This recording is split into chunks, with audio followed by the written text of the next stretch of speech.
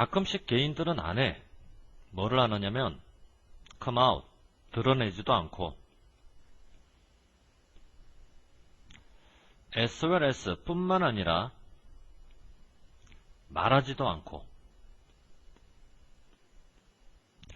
뭘 드러내지도 않고 말하지도 않나? 자신한테 무슨 문제가 있는지를. 그러면서 짜증이 나잖아?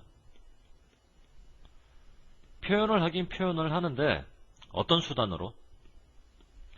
말하지도 않고 드러내지도 않는다고 그랬으니까 이게 직접적 수단일 리가 없지. 간접적 수단으로. 이해됐지 무슨 말인가? 그런데 이제 and라는 접속사를 중심으로 그 앞 문장을 보게 되면 엄연히 부정문, 그 뒤를 보게 되면 엄연히 긍정문. 쌤이 뭐라고 그랬지? 앞문장이 부정이고 뒷문장이 긍정일 때 중간에 연결사를 선택할 때 조심하라고 했는데 instead를 선택하거나 rather를 선택하라고. 자, instead를 선택하게 되면 대신에라고 번역을 하고 rather를 선택하게 되면 오히려라고 번역하고. 자, 무슨 말이냐? 이런 논리야. 사람들은 이러지 않고 대신에 사람들은 이래 라는 식의 논리나 사람들은 이러지 않고 오히려 사람들은 이래 라는 식의 논리를 전개할 때. 그래서 우리도 지금 여기서는 instead를 선택해야지 does를 선택하는 게 아니지만 공부를 열심히 instead로 공부를 해놓고 실제 시험에 rather가 나왔다. 당황해 하지 말라는 얘기야. 똑같은 거니까. 알겠지 무슨 말인가? 이렇게 해서 여러분이 회사에 취직을 해서 일을 하고 있는데 이 한 명의 동료라는 놈이 다양한 사람들과 말을 하는데 항상 걔는 이런 식으로 말을 해. 거들먹거리면서. 결국 상대방에 대한 감정이 좋다는 얘기냐 안 좋다는 얘기냐. 안 좋다는 얘기거든. 그러니까 여기서는 호의라고 번역하는 hospitality가 아니라 hostility를 가지고 적개심으로 번역을 해줘야지. 그러니까 거들먹거리면서 적개심을 표현하는데 왜 적개심이 들었는지는 구체적으로 말 안 하고 무조건 적개심만. 이 상대방이 그러면 환장하지. 그러니까 그런 사람 주변에 있는 다른 동료들 같은 경우는 그 사람이 그럴 때마다 굉장히 울적해지고 기분이 굉장히 프로온을 하고 얼굴을 찌푸린다는 얘기야. 얼굴을 찌푸리고. 왜 그런 걸까? 분명히 문제가 있긴 있는 것 같은데 상대방이 직접적으로 말을 안 하니 그거 진짜로 다룰 수가 있겠냐 없겠냐? 다룰 수가 없지. 부정적 의미가 나오기 위해선 그래서 동명사 앞에 without.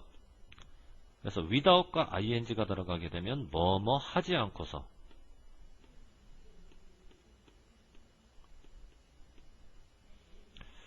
그 사이에 들어가 있는 genuinely는 그냥 뭐 진짜로 이 정도 번역해주면 되고 크게 중요한 부사 아니니까. 자, 여기까지. 자신의 짜증을 직접적으로 표현하지 않고 간접적으로 표현했을 때 나타나는 결과가 마이너스 결과, 그지? 자, 여기서부터. 한 사람의 동료가 그렇게 되면 다른 동료들은 그 사람의 모습을 보고 쟤한테 무슨 문제가 있는지 토론. 할 수 있겠냐 없겠냐? 할 수 없지. 그래서 토론을 증진시키는 게 아니라 토론을 가로막는다. 그러면 여기서도 뭘 얘기하니? 한 명의 동료가 자신의 짜증을 간접적으로 표현했을 때 나타나는 마이너스 결과. 이 두 개의 마이너스 결과를 대조관계로 엮을 수 있겠냐고. 대조관계가 안 되지. 대조관계가 아니면 otherwise를 쓸 수가 없어. 그렇지 않으면 이렇게 번역하는 엄연히 대조니까. 그래서 이때는 likewise로 들어가고 해석은 마찬가지로. 자, 그럼 얘 대신에 뭐가 나올 수도 있느냐? 아마 similar가 나올 가능성도 있을 것 같아. 공부할 때 한 번쯤 참고해두고. 그 문제가 뭔지에 대해서 토론을 못하니까 빠르게 바꾼단 말이야. 자신들의 대화의 화제를 그 주제가 짠 하고 등장할 때마다 다시 말해서 쟤는 왜 이렇게 짜증내? 누가 이렇게 얘기하면 그 얘기 더 이상 안 하고 야 오늘 날씨 좋다 이제 이런 식으로 화제를 바꾸는 거지. 그러면 결국 그 동료가 간접적으로 표현하는 짜증이라는 문제에 대해서 주변 동료들은 구체적일 수 있을까? 구체적일 수가 없지. 애매해질 수밖에 없는 거야. 애매한.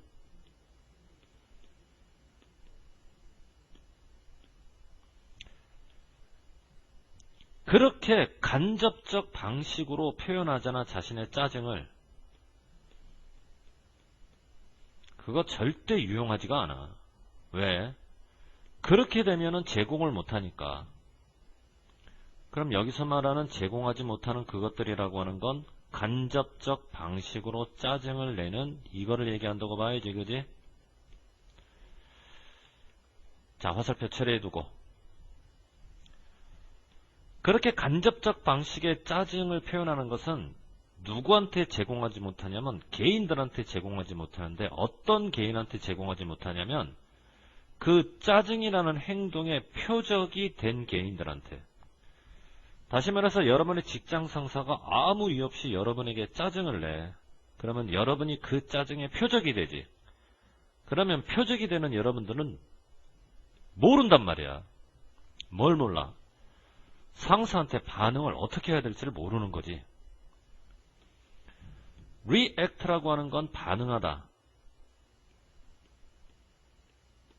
이거 엄연히 자동사거든. 뒤에 목적어 나올 수 있겠니? 나올 수 없지? 그럼 여기는 관계대명사를 못 써. 관계부사로 들어가야지. 어떻게 반응할지를 알 수가 없는 거야. 알 수가 없기 때문에 사람들은 이해는 한다만, 저 녀석 짜증났구나, 이해는 한다만, 그 녀석이 직접적이지 못하고 간접적으로 짜증을 내니까 사람들은 갖지를 못하는 거야. 그 짜증에 대해서 그 어떤 조언도. 간접적으로 짜증내서. 간접적으로 짜증냈다는 얘기는 직접성이 존재했다는 얘기일까? 부재한다는 얘기일까? 부재한다는 얘기야. 그지? 그래서 부재, absence.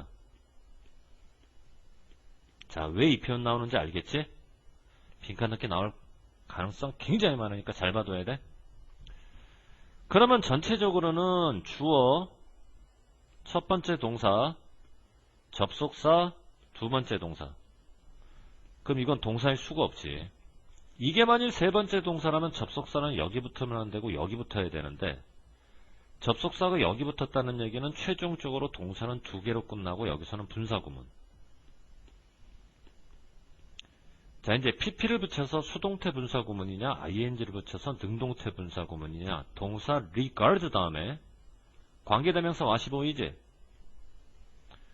쌤 늘 얘기하지만 관계대명사 와선 문장에서 무슨 역할을 수행한다? 명사절의 역할을 수행하고, 동사 뒤에 명사절이 붙었다는 것 자체가 목적어야. 그럼 목적어가 있다면 얘는 타동사라서 목적어 있는 타동사를 능동으로 처리해야지 수동으로 처리할 수 있겠니? 자, 이런 경우에 regarding은 그러면 뭐뭐와 관련하여 그렇게 번역해주면 돼.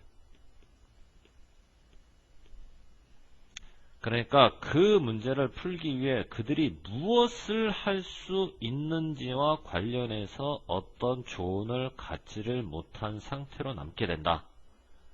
그러니 필자는 제발 부탁인데 문제가 생기면 문제를 말하라.